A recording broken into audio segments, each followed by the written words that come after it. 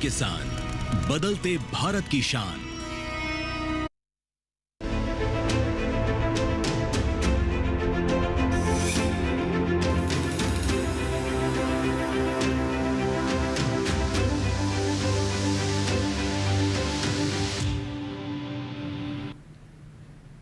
नमस्कार, आप देख रहे हैं दूरदर्शन किसान। मौसम खबर में आप सभी का स्वागत है। मैं हूं मोनालिसा, एक बार फिर हाजिर हूं लेकर मौसम से जुड़ी हुई तमाम अहम जानकारियां, जिसमें मौसम पूर्वानुमान, पर्यटक पूर्वानुमान और साथ ही तापमान, वायु की गुणवत्ता का हाल, ये सब कुछ आपको बताएंगे। लेकिन पहले नजर डाल लेते हैं बड़ी खबरों पर।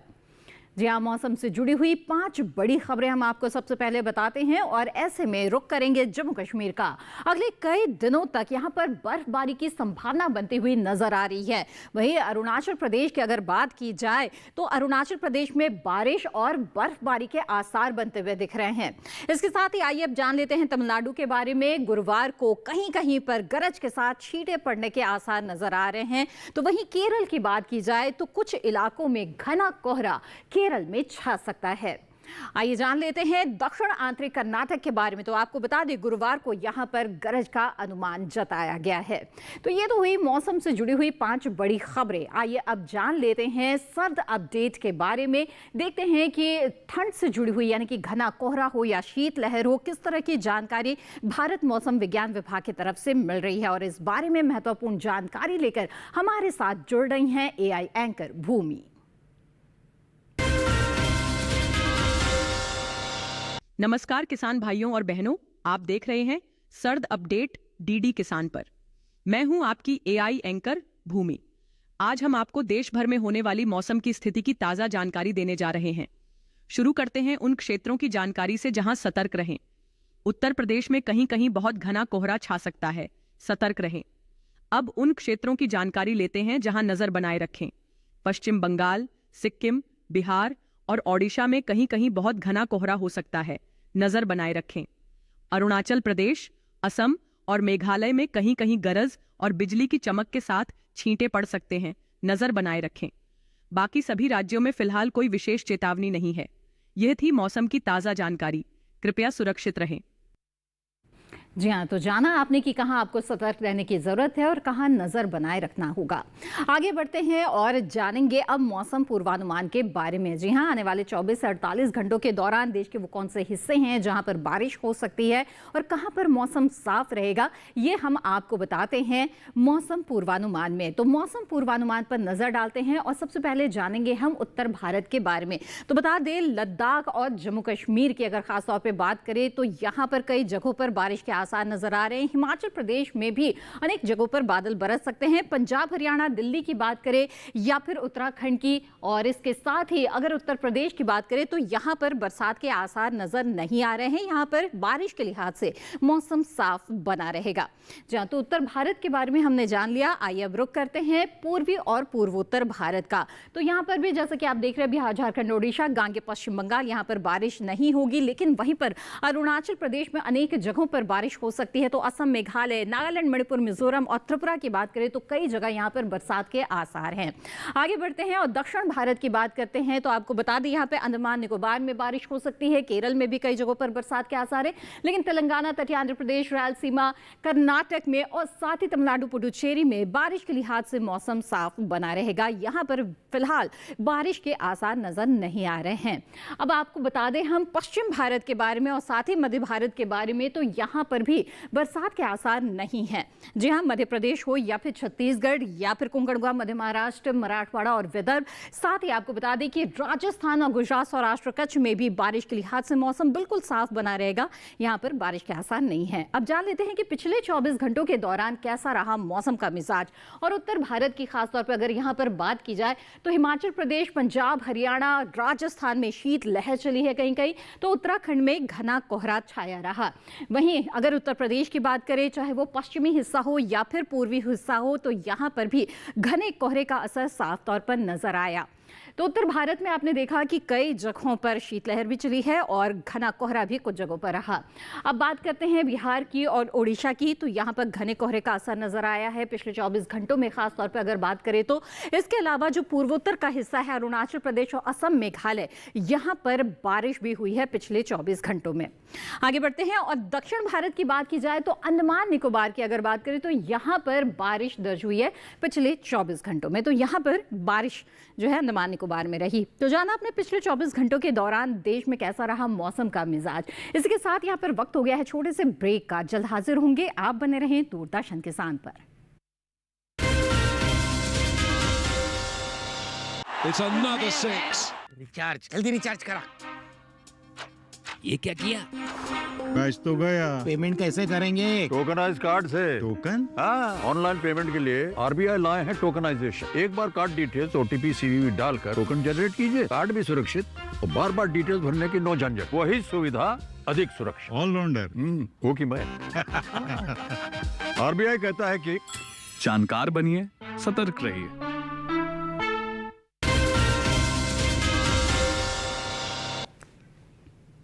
ब्रेक के बाद आप सभी का फिर से स्वागत है। आप देख रहे हैं मौसम खबर। आइए मौसम खबर में अब आगे बढ़ते हैं। तापमान की स्थिति के बारे में जानने का समय आ गया है। जहाँ देश के अलग अलग हिस्से हैं जहाँ पर तापमान में बदलाव इस वक्त नजर आ रहा है, तो उन इलाकों पर नजर डालेंगे जहाँ पर तापमान में इस वक्त उतार चढ़ाव की स्थितियाँ चल रही है। तो तापमान का हाल आपको बताते हैं और शुरुआत करते हैं न्यूनतम तापमान से।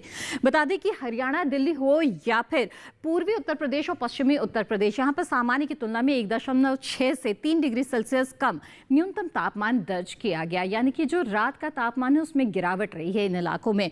इसके अलावा बिहार की आइए बात कर लेते हैं, तो यहाँ पर 3.1 से 5 डिग्री सेल्सियस ज्यादा रहा है न्यूनतम तापमान, यानी कि बढ़ोतरी यहाँ पर न्यूनतम तापमान में दिखी। अब आगे बढ़ते हैं, जान लेते हैं ओडिशा का क्या हाल रहा। इसके साथ ही असम, मेघालय, नागालैंड, मणिपुर, मिजोरम और त्रिपुरा में सामान्य से 1.6 से 3 डिग्री सेल्सियस ज्यादा न्यूनतम तापमान दर्ज किया गया। तो बीते दिन की स्थिति हम आपको बता रहे हैं जिसमें न्यूनतम तापमान में इजाफा रहा है कुछ जगहों पर। वहीं विपरीत स्थिति नजर आई है झारखंड और गांगे पश्चिम बंगाल में। तो यहां पर बता दें सामान्य से 1.6 से 3 डिग्री सेल्सियस कम न्यूनतम तापमान मापा गया। अब आगे बढ़ते हैं, जान लेते हैं गुजरात और मध्य महाराष्ट्र के बारे में। तो यहाँ की स्थिति अगर देखें तो सामान्य से 3.1 से 5 डिग्री सेल्सियस ज्यादा रहा है न्यूनतम तापमान। रात के तापमान में इजाफा रहा यहाँ पर। इसके अलावा पश्चिमी मध्य प्रदेश की बात करें और साथ ही छत्तीसगढ़ की, तो यहाँ पर न्यूनतम तापमान में इजाफा रहा है 1.6 से 3 डिग्री सेल्सियस ज्यादा यहाँ पर न्यूनतम तापमान देखा गया। आगे बढ़ते हैं, बता दें आपको पूर्वी मध्य प्रदेश और पूर्वी राजस्थान में सामान्य की तुलना में 3.1 से 5 डिग्री सेल्सियस कम न्यूनतम तापमान मापा गया। अब आगे बढ़े और पूर्वी राजस्थान की सीकर में आपको बता दें कि न्यूनतम तापमान 1 डिग्री सेल्सियस दर्ज किया गया है, जो कि मैदानी इलाकों में सबसे कम तापमान है। अब अधिकतम तापमान की स्थिति पर भी नजर डाल लेते हैं। जम्मू कश्मीर, लद्दाख, इसके साथ ही हिमाचल प्रदेश में सामान्य की तुलना में 5 डिग्री सेल्सियस ज्यादा अधिकतम तापमान मापा गया, यानी कि दिन के तापमान में इजाफा यहां पर रहा। इसके साथ ही आपको बता दें कि पश्चिमी पूर्वी राजस्थान, इसके अलावा पंजाब, हरियाणा, दिल्ली और पश्चिमी उत्तर प्रदेश में भी तापमान जो है अधिकतम तापमान में बढ़ोतरी रही। सामान्य से 1.6 से 3 डिग्री सेल्सियस ज्यादा अधिकतम तापमान यहां पर दर्ज किया गया। तो कई इलाके हैं यहां पर उत्तर भारत के जहां पर दिन के तापमान में बढ़ोतरी रही। वहीं गांगे पश्चिम बंगाल, उप हिमालय पश्चिम बंगाल, सिक्किम की बात करें या फिर असम की, तो सामान्य की तुलना में 1.6 से 3 डिग्री सेल्सियस ज्यादा अधिकतम तापमान यहां पर भी देखा गया। आगे बढ़ते हैं, तेलंगाना में आपको बता दें और साथ ही तटीय कर्नाटक में सामान्य की तुलना में 1.6 से 3 डिग्री सेल्सियस ज्यादा रहा है अधिकतम तापमान, यानी कि दिन के तापमान में बढ़ोतरी यहां पर देखी गई है। इसके अलावा आपको बता दें कोंकण, गोवा, मध्य महाराष्ट्र, मराठवाड़ा और विदर्भ की बात करें या फिर सौराष्ट्र, कच्छ की, तो यहां पर सामान्य के मुकाबले 3.1 से 5 डिग्री सेल्सियस ज्यादा रहा है अधिकतम तापमान। दिन के तापमान में बढ़ोतरी यहां पर भी दिख रही है। इसके अलावा छत्तीसगढ़ और इसके साथ ही आपको बता दें गुजरात में सामान्य के मुकाबले 1.6 से 3 डिग्री सेल्सियस ज्यादा अधिकतम तापमान यहां पर भी देखा गया। आगे बढ़ते हैं। बता दें, पूर्वी मध्य प्रदेश में सामान्य की तुलना में 1.6 से 3 डिग्री सेल्सियस कम अधिकतम तापमान मापा गया है, यानी कि दिन के तापमान में यहां पर कुछ गिरावट देखी जा रही है।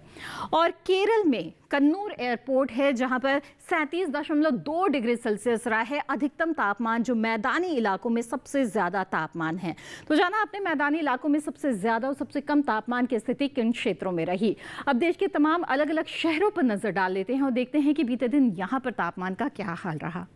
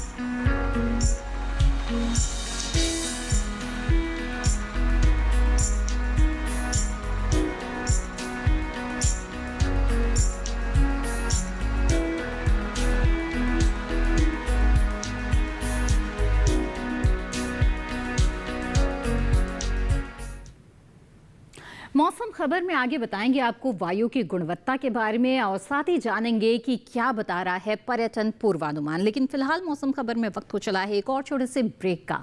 जल्द हाजिर होंगे, आप बने रहें दूरदर्शन किसान पर।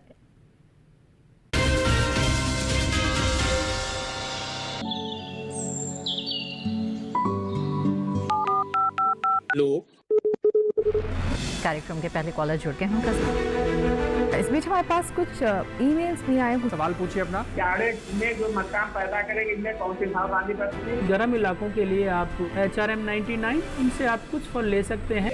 नीम के पेड़ पे जैस्मिन फल निहार। उसको पूरी खुली धूप चाहिए। फसल में कीट लगा हो या कोई बीमारी, पशुपालन में हो कोई दिक्कत या चाहिए कोई जानकारी, फोन उठाइए, नंबर मिलाइए और कहें हेलो किसान। सोमवार, बुधवार और शुक्रवार शाम 6 से 7 बजे सिर्फ डीडी किसान पर।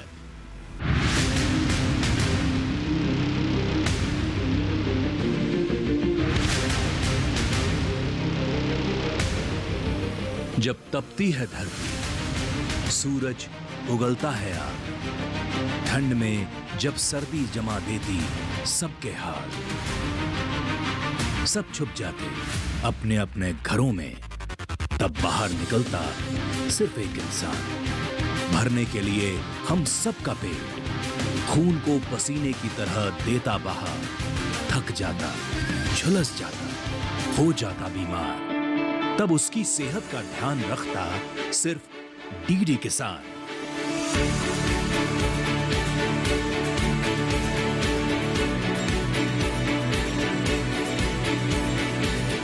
देखिए स्वस्थ किसान शनिवार शाम 6 बजे लाइव सिर्फ दूरदर्शन किसान चैनल पर।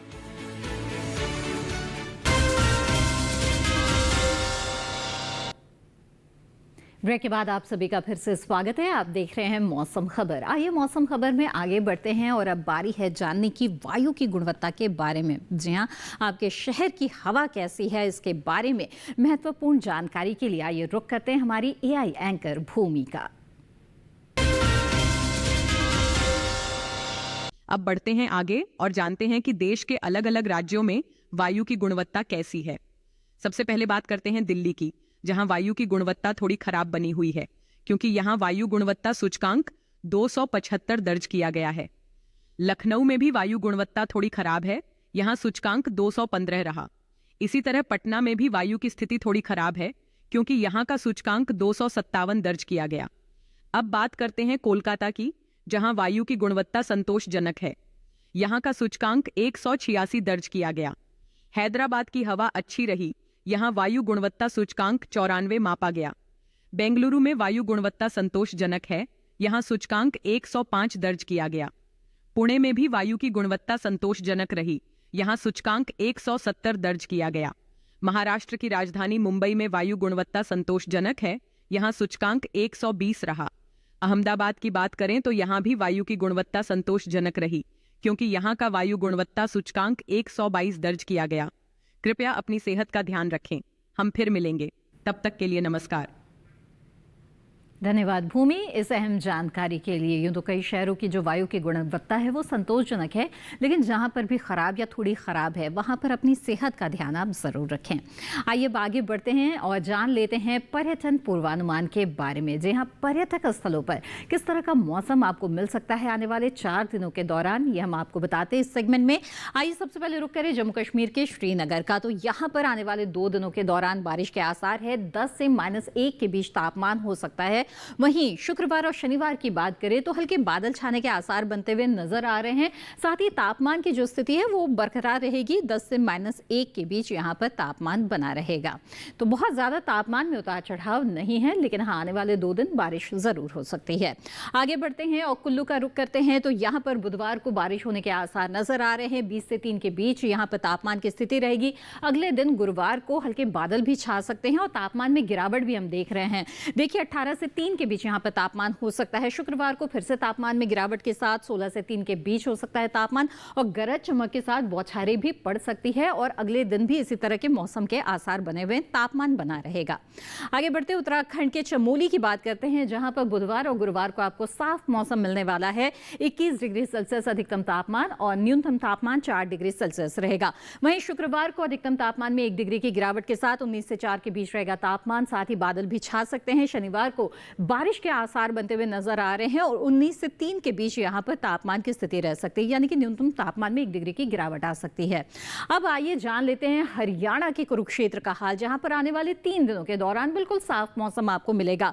22 डिग्री सेल्सियस अधिकतम तापमान रहेगा बुधवार और गुरुवार को, तो शुक्रवार को 21 डिग्री सेल्सियस रहेगा। न्यूनतम तापमान में भी हम देख रहे हैं कि 6 डिग्री के आसपास रहेगा न्यूनतम तापमान बुधवार गुरुवार को। शुक्रवार को 7 डिग्री रहेगा। शनिवार को 20 से 8 के बीच तापमान हो सकता है। साथ ही हल्के बादल भी छा सकते हैं। अब आगे बढ़ते हैं और रुख करते हैं उत्तर प्रदेश के आगरा का, जहां पर आपको सुबह धुंध मिल सकती है। वहीं 25 से 10 के बीच तापमान रहेगा बुधवार को, गुरुवार को 26 से 11। इसके साथ ही ये तापमान अगले दिन शुक्रवार को भी बरकरार रहेगा। और शनिवार की बात की जाए तो 25 से 10 के बीच यहां पर तापमान की स्थिति हम देख रहे हैं, यानी कि तापमान में हल्का सा उतार चढ़ाव यहां पर आ सकता है। खासतौर पर आपको बता दें कि 1 डिग्री के उतार चढ़ाव की बात यहां पर दिख रही है। बिहार के नालंदा की बात करें तो यहां पर आपको सुबह कोहरा मिल सकता है। 25 से 12 के बीच तापमान रहेगा बुधवार को, और गुरुवार को यहां पर 26 से 13 तापमान रहेगा, जो अगले दिन भी बरकरार रहेगा। साथ ही शनिवार को 27 से 14 तापमान की स्थिति नजर आ रही है, यानी कि न्यूनतम और अधिकतम तापमान में 1 डिग्री की बढ़ोतरी आ सकती है शनिवार तक आते आते। आगे बढ़ते हैं, जान लेते हैं क्या हाल रहेगा पश्चिम बंगाल के जलपाईगुड़ी का। तो यहां पर आपको बता दें कि बुधवार को यहां पर कोहरा मिल सकता है। 26 से 11 के बीच तापमान की स्थिति रहेगी, और गुरुवार को मौसम बिल्कुल साफ हो जाएगा, लेकिन न्यूनतम तापमान में 1 डिग्री की बढ़ोतरी आ सकती है। वहीं शुक्रवार को 26 से 12 तापमान बना रहेगा और साफ मौसम रहेगा। शनिवार को 26 से 13 हो सकता है, यानी कि न्यूनतम तापमान में फिर से 1 डिग्री की बढ़ोतरी आ सकती है। आगे बढ़ते हैं, रुक करते हैं महाराष्ट्र के औरंगाबाद का। तो यहाँ पर बुधवार को मिलेगा आपको बिल्कुल साफ मौसम। 34 से 18 के बीच रहेगा तापमान। गुरुवार को यहाँ पर कोहरा छा सकता है। इसके साथ ही 33 से 17 तापमान की स्थिति रह सकती है। शुक्रवार को भी ऐसा ही रहेगा मौसम, और 31 से 15 के बीच यहाँ पर तापमान रहेगा। तो शनिवार को 30 से 16 के बीच तापमान आ सकता है, और साथ ही हल्के बादल भी छा सकते हैं। तो जाना आपने औरंगाबाद की क्या स्थिति रहेगी। और अब गुजरात के पोरबंदर का रुख करते हैं। तो यहाँ पर बिल्कुल साफ मौसम मिलने वाला है आपको आने वाले 4 दिनों के दौरान। तापमान में हल्के गिरावट के आसार नजर आ रहे हैं। 32 से 15 के बीच रहेगा तापमान अगर बुधवार को, तो गुरुवार को 31 से 14। शुक्रवार और शनिवार को आपको बता दें कि अधिकतम तापमान 30 डिग्री सेल्सियस, तो न्यूनतम तापमान 14 और 13 डिग्री के आसपास यहाँ पर रहेगा, यानी कि लगातार तापमान में गिरावट के आसार यहाँ पर हैं। अब जान लेते हैं राजस्थान के उदयपुर में क्या स्थितियां रहेगी। तो यहाँ पर आपको बुधवार को हल्के बादल छाते हुए मिल सकते हैं, लेकिन इसके बाद मौसम बिल्कुल साफ हो जाएगा। तापमान पर नजर डालें तो 28 से 9 के बीच तापमान रहेगा बुधवार को। गुरुवार को 27 से 9, वहीं शुक्रवार को 26 से 8 और शनिवार को 25 से 7, यानी कि लगातार यहाँ पर तापमान में गिरावट के आसार नजर आ रहे हैं। तो जाना आपने पर्यटक स्थलों पर किस तरह का मौसम आपको मिल सकता है। अब आइए आगे बढ़ते हैं और बात करते हैं खेती किसानी की। जी हाँ, मौसम के लिहाज से कृषि कार्य करेंगे तभी आपको अच्छी पैदावार मिल सकती है, वरना नुकसान की आशंका बनी रहती है। तो इस वक्त किसानों को किस तरह के समसामयिक कार्य करने चाहिए, आइए जानते हैं हमारे AI एंकर कृष से। नमस्कार, आप देख रहे हैं डीडी किसान। मैं हूं AI कृष और आज हम उत्तर प्रदेश में होने वाली खेती किसानी से संबंधित सलाहों के बारे में पूरी जानकारी देंगे। उत्तर प्रदेश में जिन किसानों को गेहूं बोए हुए 40 से 45 दिन हो गए हैं वो दूसरी सिंचाई कर लें, और जिन किसानों को 60 से 65 दिन हो गए हैं वो तीसरी सिंचाई कर लें। चौथी सिंचाई बुवाई के 80 से 85 दिन बाद बाली निकलने के समय होगी। फरवरी के दौरान गेहूं के खेतों में चूहों का प्रकोप होने लगता है। बचाव के लिए जिंक फास्फाइड से बने चारे या एल्यूमिनियम फास्फाइड की टिकियों का उपयोग करें। जौ के खेत में अगर कंडुआ रोग से ग्रस्त बालियां दिखाई दें तो उन्हें निकालकर जला दें। चने को फली छेदक कीट से बचाना है तो जैसे ही फली बनना शुरू हो बैसिलस थुरिंजिएंसिस का इस्तेमाल करें। इसकी जगह फेनवलरेट 20% ESC का छिड़काव भी किया जा सकता है। मटर में बुकनी की रोकथाम के लिए घुलनशील गंधक या ट्राइडोमार्फ 80 ESC के 2 छिड़काव करें। दोनों छिड़कावों के बीच 12 से 14 दिन का अंतराल रखना है। उत्तर प्रदेश में कई किसान रब्बी मौसम में भी मक्का बोते हैं। बुवाई के 75 से 80 दिन पर तीसरी, जबकि 105 से 110 दिन पर चौथी सिंचाई होगी। अगर आप बसंतकालीन मक्का बोने का इरादा रखते हैं तो पूरे फरवरी कभी भी बो सकते हैं। गन्ने की 2 कतारों के बीच उड़द या मूंग की 2 कतारें लगा सकते हैं। इनकी जगह भिंडी या लोबिया की 1 कतार भी बोई जा सकती है। इसी तरह कृषि और किसानों से जुड़ी हर महत्वपूर्ण जानकारी के लिए हमारे साथ जुड़े रहिए और देखते रहिए डीडी किसान। धन्यवाद कृष, इस महत्वपूर्ण जानकारी के लिए। तो जाना आपने किस तरह के समसामयिक कार्य इस वक्त आपको करने चाहिए। कृषि वैज्ञानिकों की सलाह के आधार पर कृषि कार्य करेंगे तो निश्चित तौर पर अच्छी उपज मिलेगी, गुणवत्ता युक्त उपज मिलेगी। इस वक्त भारत मौसम विज्ञान विभाग पुणे की कृषि मौसम वैज्ञानिक डॉक्टर आशा लटवाल की आपके लिए क्या सलाह है, आइए देखते हैं। जम्मू और कश्मीर में मूली की खुदाई करें, प्याज की रोपाई जारी रखें। प्याज, लहसुन तथा देर से बोई गई मसूर में निराई एवं गुड़ाई करें। मटर की बेलों को उचित सहारा प्रदान करें तथा पहले फूल आने एवं फली बनने के चरण में सिंचाई करें। सब्जियों की फसलों को सरकंडा या धान के भूसे या किसी अन्य सामग्री से ढककर ठंड से बचाएं। उत्तराखंड में गेहूं तथा जौ में निराई एवं गुड़ाई करें। प्याज की रोपाई पूर्ण कर लें। पंजाब में परिपक्व गन्ने की कटाई जारी रखें। प्याज की 6 से 8 सप्ताह पुरानी पौध की रोपाई करें। सूरजमुखी, गाजर, मूली, शलजम एवं पालक की बुआई जारी रखें। राजस्थान में बैंगन के फल छेदक कीट को नियंत्रित करने हेतु इमामैक्टिन बेंजोएट 5 SG का प्रति हेक्टेयर 250 ग्राम की मात्रा में छिड़काव करें। गेहूं की फसल में दीमक के नियंत्रण हेतु प्रति हेक्टेयर 4 लीटर क्लोरपाइरिफॉस 20% EC को 80 से 100 किलोग्राम मिट्टी में मिलाकर खेत में फैलाएं। उसके पश्चात हल्की सिंचाई करें। गुजरात में चारा फसल को अधिक पानी की आवश्यकता होती है, अतः थोड़े थोड़े अंतराल पर सिंचाई करते रहें। आम के पेड़ों पर यदि अच्छी तरह से पुष्पन हुआ हो और कोई भी कीट या बीमारी का प्रकोप नहीं दिख रहा हो तो अच्छे परागण को सुनिश्चित करने हेतु किसी भी कीटनाशक का उपयोग न करें। महाराष्ट्र में परिपक्व रबी ज्वार की कटाई तथा हल्दी और अदरक की खुदाई करें। ग्रीष्मकालीन मूंगफली तथा बाजरा की बुआई जारी रखें। कोंकण और विदर्भ में ग्रीष्मकालीन धान की रोपाई जारी रखें। विदर्भ में तिल, तरबूज तथा खरबूज की बुआई जारी रखें। कर्नाटक में परिपक्व चना, ज्वार तथा अरहर की कटाई जारी रखें। कटाई के तुरंत बाद तिल की बुआई करें। खेत में पर्याप्त नमी उपलब्ध होने पर चौलाई, मूंग, उड़द या मूंगफली की बुआई भी की जा सकती है। केरल में परिपक्व अदरक की खुदाई का कार्य करें। केले के नए पौध की 2 पंक्तियों के बीच कम अवधि में पकने वाली एमरैंथस या लोबिया की बुआई भी की जा सकती है। आइए अब मौसम खबर में आगे बढ़ते हैं और अब बारी है आज की फसल की। आज की फसल है मूली, जिसकी खेती का बहुत ही उपयुक्त समय चल रहा है। अच्छी उपज हासिल करना है तो फिर अच्छी किस्म का चुनाव भी करना होगा। तो आज एक खास किस्म के बारे में हम आपको बताने जा रहे हैं। इसकी खेती आपको बहुत ही उम्दा भाव दिला सकते हैं, क्योंकि बाजार में इसकी अच्छी मांग रहती है। तो आइए जानते हैं आज की फसल में मूली के बारे में। ये समय मूली की बुवाई के लिए बेहतर है। इस समय किसान मूली की पूसा मृदुला किस्म लगा सकते हैं। मूली की इस किस्म की बुवाई सितंबर से फरवरी तक की जा सकती है। खास बात ये है कि ये किस्म पूरे भारत में लगाई जा सकती है।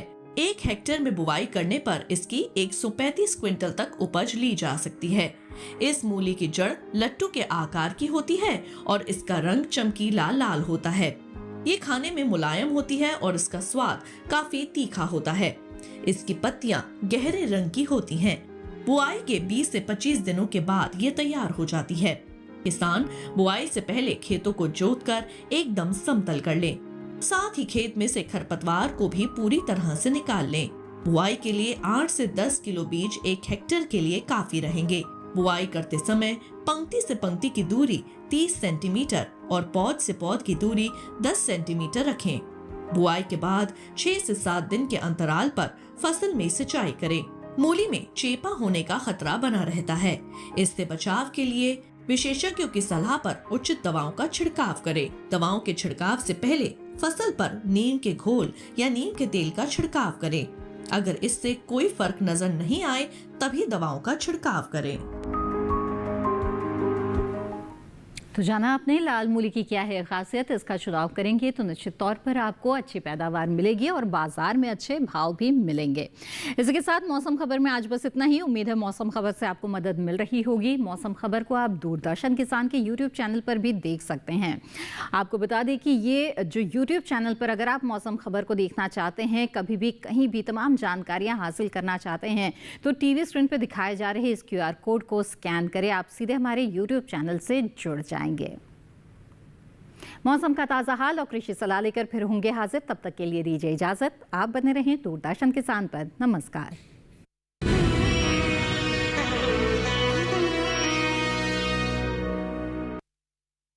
नमस्कार किसान भाइयों और बहनों, आप देख रहे हैं मंडी खबर।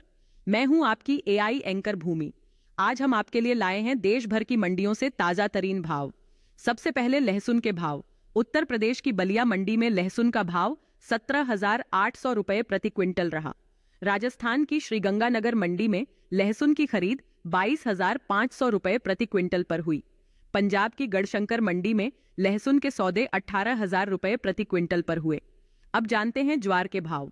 गुजरात की जंबूसर मंडी में ज्वार की खरीद 3,500 रुपए प्रति क्विंटल पर हुई।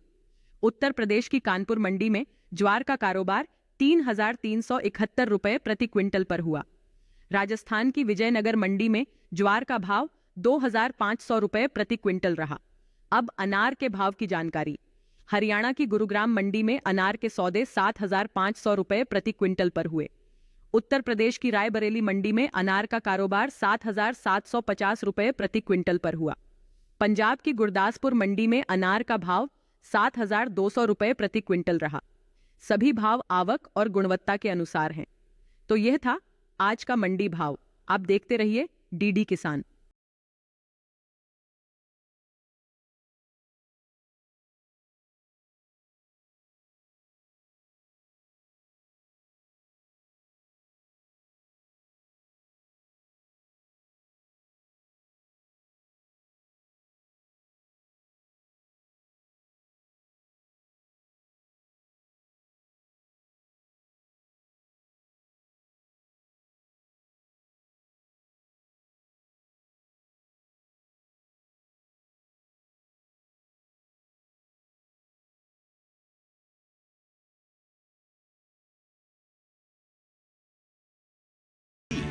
शनिवार 1 फरवरी सुबह 9 बजे से शाम 7 बजे तक केवल DD किसान पर।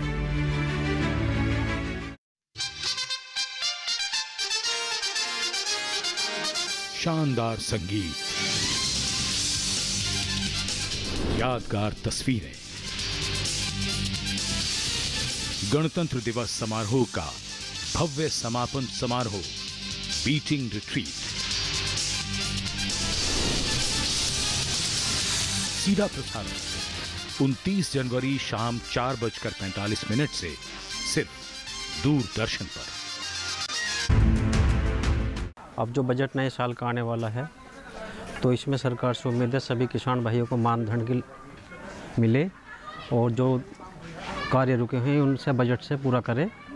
यही आने वाले बजट की उम्मीद है सरकार से और सरकार को इस काम के लिए बहुत बहुत बधाई दी जाएगी। अच्छे से काम करेगी सरकार।